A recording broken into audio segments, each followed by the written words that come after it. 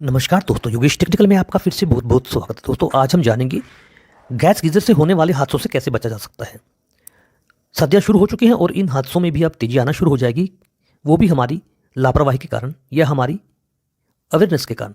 अभी आप जो ये बाथरूम देख रहे हैं दोस्तों, इसकी छत है वो लगभग 7 फुट की है और वेंटिलेशन के नाम पर एक हल्का सा रोशनदान और दरवाजे में ये छोटे से छेद हैं जो पर्याप्त नहीं है। अगर कोई भी व्यक्ति ऐसे बाथरूम में गैस गीजर का इस्तेमाल करता है तो वो हादसे का शिकार अवश्य होगा। तो आज मैं आपको बताऊंगा कि आपको कितना वेंटिलेशन पर्याप्त होना चाहिए अगर आप गैस गीजर बाथरूम में इस्तेमाल कर रहे हैं। आप ये गैस गीजर देख रहे हैं, ये बाथरूम से बाहर लगा है। अगर आप इन सभी समस्याओं से बचना चाहते हैं तो कोशिश कीजिए गैस गीजर को बाथरूम से बाहर ही लगाएं तो बेहतर रहेगा। बाहर भी जब आप गैस गीजर लगाएं तो ये देख लीजिए कि वो गैस गीजर सीधे हवा के संपर्क में नहीं होना चाहिए, नहीं तो गैस गीजर की फ्लेम जलते जलते बंद हो सकती है, जो भी हादसे का कारण बन सकती है। गैस गीजर सिंड्रोम क्यों होता है, इससे होने वाले हादसे क्यों होते हैं, वो सबसे बड़े कारण क्या हैं, यही मैं आपको इस वीडियो में बताऊंगा और उनसे कैसे बचा सकता है ये भी मैं आपको इस वीडियो में बताऊंगा। अभी आप एक गैस गीजर देख रहे हैं, इसमें फ्लेम जल रही है जो असामान्य फ्लेम है। अगर यही फ्लेम बाथरूम में होती तो इससे इतना कार्बन मोनोऑक्साइड गैस उत्पन्न होता कि कोई भी व्यक्ति बेहोश हो सकता है, उसे हार्ट अटैक आ सकता है, वो अचेत हो सकता है और उसके जान पर भी संकट आ सकता है। क्योंकि दोस्तों, जब भी आग जलती है तो उसे ऑक्सीजन की ज़रूरत होती है। अगर हमारे बाथरूम में पर्याप्त ऑक्सीजन नहीं है तो उससे जो हमारा आग है उसका जो प्रोसेस है वो अधूरा होगा, यानी कि उसका दोहन अधूरा होगा। क्योंकि जब आग जलती है तो उसके जलने से पानी और कार्बन डाइऑक्साइड गैस का निर्माण होता है। अगर आपके बाथरूम में पर्याप्त ऑक्सीजन नहीं है तो उस आग का अधूरा दोहन होगा और उससे कार्बन मोनोऑक्साइड गैस उत्पन्न होगी जो हमारे शरीर के लिए हानिकारक है और वही सबसे बड़ा कारण होता है जान पर संकट आने का। अभी आप ये चैम्बर देख रहे हैं जो गैस गीजर का है, इसमें बिल्कुल जो चैम्बर है वो बिल्कुल कार्बन से ब्लॉक हो चुका है, क्योंकि जिस बाथरूम में ये लगा था वहाँ पर ऑक्सीजन का आधा अधूरा दोहन हो रहा था। हमारी जो फ्लेम का आधा अधूरा दोहन हो रहा था और वहाँ पर ऑक्सीजन पर्याप्त नहीं थी। इसलिए गैस गीजर को बाथरूम में लगाने से बचें। अगर आपने बाथरूम में लगा ही लिया है, आपके पास कोई अन्य विकल्प नहीं है, तो उसके लिए आपको एक पर्याप्त वेंटिलेशन की ज़रूरत है। वेंटिलेशन के नाम पर आप भ्रमित मत होइए। ये मत सोचिए कि आपके बाथरूम में एक रोशनदान है वो पर्याप्त है। वेंटिलेशन का मतलब है कि आपके बाथरूम में एक होल ऑक्सीजन आने के लिए होना चाहिए और एक होल कार्बन डाइऑक्साइड गैस जाने के लिए होना चाहिए। जैसा अभी आप ये बाथरूम देख रहे हैं, इसकी छत काफ़ी ऊंची है, लगभग 11 फुट की, और इसमें 2 बड़े रोशनदान हैं। एक आप अभी सामने देख रहे हैं और एक मैं अभी आपको साइड में दिखा रहा हूँ जो बंद है, और वो खुला होना चाहिए। इसलिए आपके बाथरूम में एक हवा आने का स्थान यानी ऑक्सीजन आने का स्थान और एक हमारी आग जलने के बाद कार्बन मोनोऑक्साइड या फिर कार्बन डाइऑक्साइड गैस जाने का स्थान होना चाहिए। और अगर वो स्थान एक नीचे हो और एक ऊपर हो तो काफ़ी बेहतर रहता है, क्योंकि ऑक्सीजन का जो हमारा इनलेट है वो नीचे ही होना चाहिए गैस गीजर से, और जो आउटलेट है विषैली गैसों का वो ऊपर होना चाहिए गैस गीजर के ऊपर। तो ये भी आपको हमेशा ध्यान में रखना चाहिए। अगर आप अपने बाथरूम में एक जेट फैन लगा सकें तो वो और भी बेहतर है।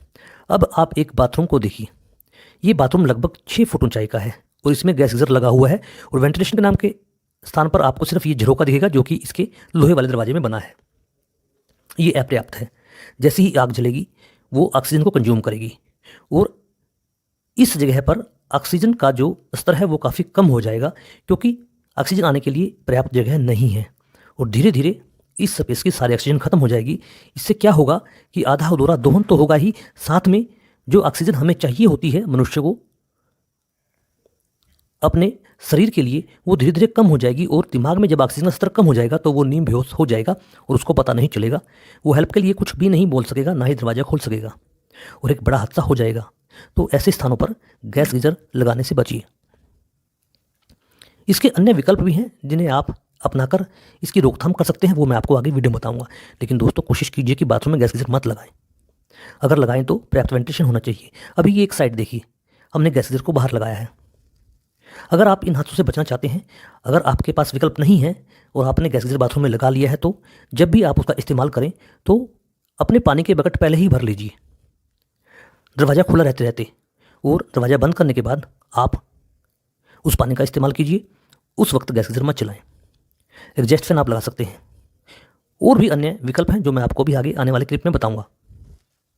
लेकिन आपको कम से कम कितना वेंटिलेशन रखना चाहिए वो भी मैं आपको अब बता रहा हूं, आप ध्यान से नोट कर लीजिए।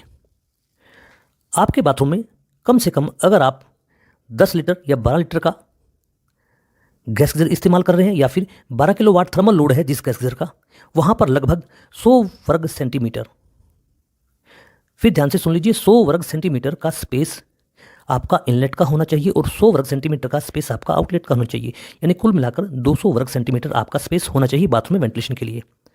अगर एग्जॉस्ट फैन लगा है वो भी अच्छा है। अगर आप बाथरूम में गैस गीजर यूज़ कर रहे हैं तो आप कार्बन मोनोऑक्साइड अलार्म का इस्तेमाल कर सकते हैं। जैसे ही स्तर हमारी सुरक्षित सीमा से बाहर जाएगा तो ये बीप की आवाज़ करेगा, इससे भी आप अपने आप को सुरक्षित रख सकते हैं। अगर आप 12 से 16 लीटर का गैस गीजर इस्तेमाल कर रहे हैं तो 130 वर्ग सेंटीमीटर का स्पेस आपका वेंटिलेशन का आने और जाने का होना चाहिए। और अगर 16 से 20 लीटर या फिर इतने थर्मल लोड का आप गैस गीजर इस्तेमाल करें तो आपके पास 160 वर्ग सेंटीमीटर का स्पेस होना चाहिए। और अगर आप 20 से 26 लीटर या फिर 20 से 26 थर्मल लोड वाला गैस गीजर इस्तेमाल कर रहे हैं तो आपके पास 200 वर्ग सेंटीमीटर का स्पेस आने और जाने का होना चाहिए। मैं इस बात पर इसलिए जोर दे रहा हूँ कि आने और जाने का मतलब है यही एक उचित वेंटिलेशन होता है, ये नहीं कि एक ही रोशनदान। और कोशिश कीजिए गैस गीजर के नीचे भी से आपका इनलेट होना चाहिए और गैस के ऊपर की साइड से आपका आउटलेट होना चाहिए, क्योंकि जो ये गैस गीजर हैं ये फ्लू टाइप हैं, इनमें विषैली गैस निकलने का स्थान हमारे गैस गीजर के ऊपर ही होता है और हम और अन्य कोई विकल्प से इसकी विषैली गैसों को बाथरूम से बाहर नहीं निकाल सकते। और यही सबसे बड़ा कारण होता है हमारे गैस गीजर से होने वाले हादसों का। तो दोस्तों फिर से आपसे रिक्वेस्ट है कि आप गैस गीजर का इस्तेमाल बाथरूम से बाहर करें और अगर बाथरूम के अंदर कर रहे हैं तो इन सभी बातों पर विचार अवश्य करें ताकि किसी हादसा होने से पहले ही उसकी रोकथाम की जा सके। इस वीडियो को लाइक और शेयर अवश्य तो करेगा ही, आप इसे ज़्यादा से ज़्यादा शेयर भी कीजिए ताकि हर व्यक्ति को इसका लाभ पहुंच सके। धन्यवाद दोस्तों।